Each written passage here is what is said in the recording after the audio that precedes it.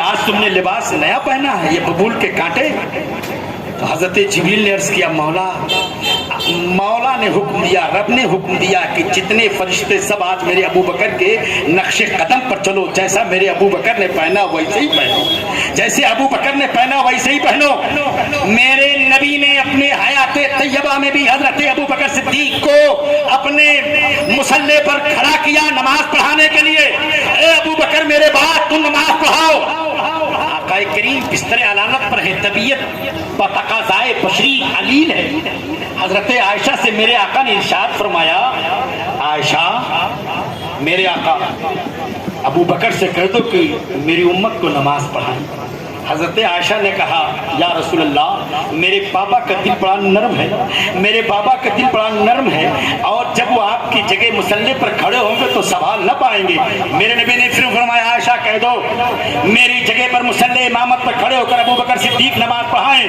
حضرات جب 2 مرتبہ کہا تو میرے نبی کی تیسری بار کہا تو حضرت عائشہ نے آواز پہنچائی۔ جب ابو بکر صدیق کھڑے ہوئے، میرے آقا نے اپنے حجرے سے جب چادر ہٹائی اور اپنی امت کو سجدے میں دیکھا تو میرے آقا کے آنکھوں سے اشکوں کے قطرے بہ رہے تھے۔ میرے آقا اپنی امت کے لیے دعا کر رہے تھے، اے مولا زمانے میں ہزاروں ظلموں سے در پہ پہاڑ توڑے جائے مگر میری امت کے سینے کو مضبوط رکھنا، نمازوں کی پابندی کرتے رہنا۔ میرے آقا خوش ہوتے ہیں کہ میرا امتی کس طرح نماز پڑھتا ہے، ابو بکر صدیق کو پڑھاتے ہوئے دیکھتے ہیں اور میرے آقا اندر سے دیکھ کر کے آنکھوں میں آنسوں کی لڑیاں بہا رہے ہیں۔ حضرات یہ کون ابو بکر صدیق ہے؟ اللہ اکبر، جن کی شان یہ ہے، جن کا مقام یہ کہ جب نبی کا وصال ہوا تو سارے لوگ کہہ رہے تھے، حضرت عمر نے تو تلوار نکال لی تھی، اگر کسی نے کہہ دیا میرے آقا کا وصال ہو گیا تو میں اس کی گردن کاٹ دوں گا، میں اس کی گردن کاٹ دوں گا۔ حضرت ابو بکر نے قریب کیا، عمر یہ موقع گردن کاٹنے کا نہیں ہے، اللہ کے جتنے بھی مرسلین آئے ہیں سب کو ابھی میں نے سمجھایا کہ انبیاء کو بھی اجل آنی ہے۔ اب حضرت عمر کہتے جب سب کی توجہ نہیں تھی تو اللہ نے حضرت ابو بکر کے سینے کو کھول دیا تھا۔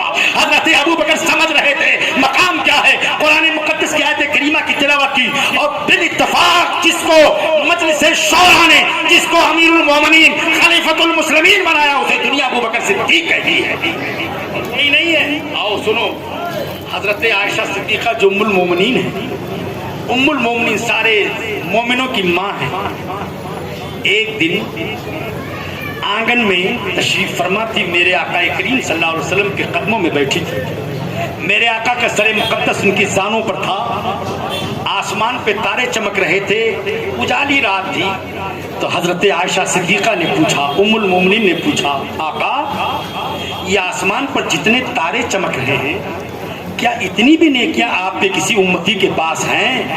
ایک سوال کرنا چاہوں گا حضرات، دنیا اتنی ترقی کے باوجود بھی آسمان کے تاروں کی گنتی نہیں کر سکی ہے کہ آسمان پر کتنے تارے ہیں؟ حضرت عائشہ کا ایمان دیکھو، آقا آسمان کے تاروں کا بھی علم رکھتے ہیں، اور جو نیکیاں ہیں یہ پردہ غیب میں ہیں، امت کے علوم اور امت کے نیکیوں کو بھی جانتے ہیں، اور جانتے ہی نہیں شمار بھی کر سکتے ہیں، ٹیلی کر سکتے ہیں، شمار کر کے بتا سکتے ہیں۔ یہ ایمان ہے حضرت عائشہ کا ایمان ہے، یہ کسی آج کے ایمان کی بات نہیں کرتا ہوں۔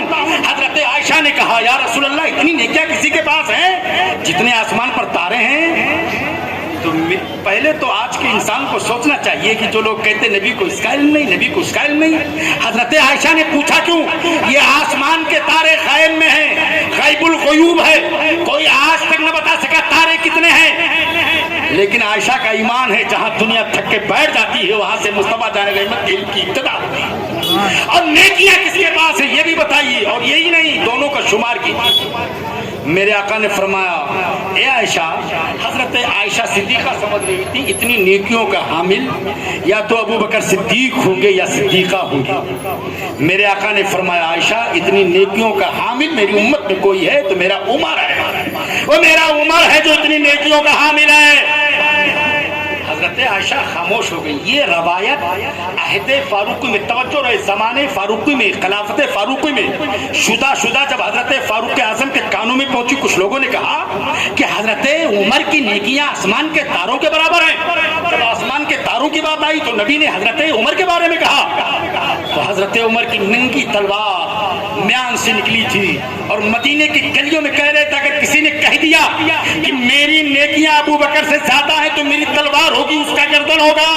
ارے خدا کی قسم میری ساری زندگی کی نیکی ابو بکر کے اس ایک رات کی نیکی پہ قربان جو ابو بکر نے ہجرت کی رات میرے مصطفیٰ پہ قربان کر دیا۔ نعرہ تکبیر، نعرہ رسالت، ذکر امام حسین، نعرہ غار مصطفیٰ، نعرہ حیدری۔ آج کچھ لوگ ایک نیا فرقہ پیدا کر رہے ہیں، مختلف قسم کی بات کر رہے ہیں، مختلف الخیال لوگ پیدا ہو رہے ہیں۔ کوئی کہتا ہے حضرت ابو بکر۔ اب میں ایک بڑی اہم اور علمی بات بتا کر جانا چاہتا ہوں۔ میرے نبی فرماتے ہیں اچھا نبی کے جتنے صحابہ ہیں سرکار فرماتے ہیں الصحابی کلہم عدول، میرے صحابی جتنے ہیں سب کے سب عادل ہیں۔ فَبِأَيِّهِمْ اِقْتَدَيْتُمْ، جس کی بھی پیروی کرو گے ہدایت پاؤ گے۔ میرے صحابی سب کے سب عادل ہیں، میرے سارے صحابی عادل ہیں، جس کی بھی پیروی کرو گے ہدایت پاؤ گے۔ اور ایک جملہ میں بتاؤں، صحابی آج ہی کسی نے کلمہ پڑھا ہو، نبی کے جمال کو دیکھا ہو اور ابھی نماز بھی نہ پڑھی ہو، اس کی روح اس کی جسم سے پرواز کر گئی ہو تو اس کا مقام یہ ہے۔